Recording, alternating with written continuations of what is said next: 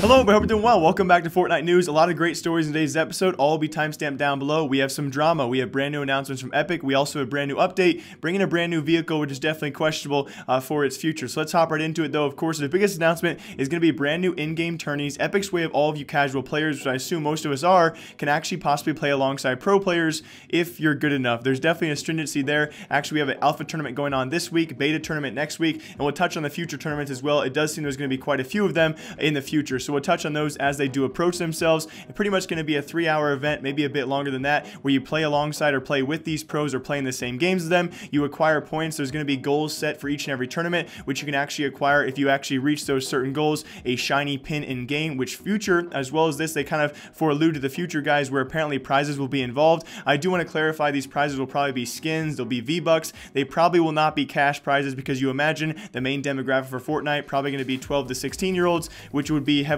probably illegal to give them cash prizes, tournament prizes for these events. So expect the prizes to be shiny pins, skins, you know, V-Bucks, that kind of stuff. Still a great way to, of course, incorporate pro players with casual players. But again, as the tournaments do go on, they make sure to actually let you know it scales with points. So if you're doing poorly, you're going to play with other poorly performing players. If you're doing very well, you'll play with other people who are doing very well. So the points will scale, and of course, with each tournament, those points and everything will actually change as it goes on. Either way, though, a great announcement for all the casual players who can potentially play with pro players now going forward. Now, on top of that, V6.1 also did drop, bringing us a brand new vehicle, which I did get to actually test out this morning. It was pretty cool, not gonna lie. It's also one of its kind, very unique and definitely different from the ATK. You can boost over jumps. You can boost quite frequently. On top of that, though, of course, most frequently and most important of this actual why it's called the Quadcrasher, that is, you can actually crash through buildings as well as build. And trust me, you guys can see the gameplay. It is very effective for bringing down builds very fast, or just going through buildings in itself. And you can also, of course, do major player damage if you can actually hit players. I think that might be more of a rarity in this case. It's definitely meant to actually bring down buildings as well as builds, and it's very effective in doing so if you get that boost off in time. I'm very curious to see how these things do play out. Like I say, almost every time we have an update, it all matters how it affects the competitive scene. To myself, that's what I enjoy watching most. I think it'll be very fun for the casual player. Will it be effective, though, in the pro scene? That's further questioning. Well, of course, we'll play that out. Now, speaking of the pro scene, though, we had an insane week 4 of Fall Skirmish. Probably the favorite week I'm going to be breaking down here for a long time, because there was plenty of drama around that. If you guys have actually heard about Munchgawd, there were many Reddit forums out there, many forums, and I guess discussed of some younger crowd people out there of this guy called Munchgawd. If you guys actually watched week 4, some crazy results out there. We'll talk about it in a minute. It was actually Munchgawd, though, apparently, who was a huge clout chaser. The guy landed, it was actually Westworld. The first game actually killed Tfue. I'll show you guys those kills on screen. I do apologize. Twitch VODs are such poor quality. I'm not even going to full screen them. He kills Tfue game 1. He kills Vivid game 2 going containers, and allegedly I think he also killed Poach in game 3 or 4. So,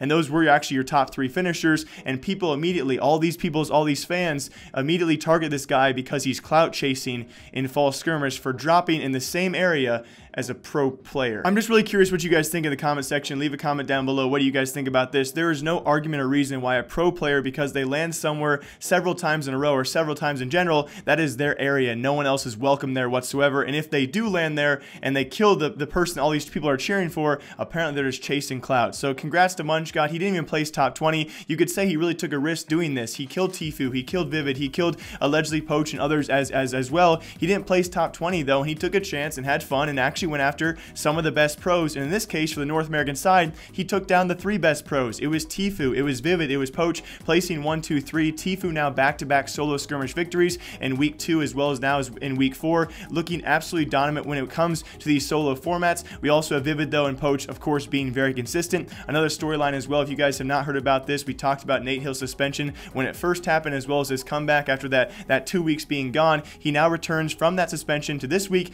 and actually goes 6th place. And on top of that, just a key hint here, guys, he didn't stream. Now, I'm not saying he cheated. I'm not at all. That's not what I'm saying, but it does give you the kind of the viewpoint that when you do stream, you take away from yourselves. And so these players that are streaming out there, they really do take away from this. Of course, Tfue maybe being an exception to that. I'm not really sure if Vivid and Poach do the same as well, but it's very cool to see someone like Nate Hill come off a 2-week suspension, not stream it, fully focus on the solo format, and take away from it a 6th place finish. So for the North American side, it was very cool to see that, guys. On the European side also, it was was Boyer over TS. If you guys saw that tiebreaker over there, it went down to a tiebreaker between those top two.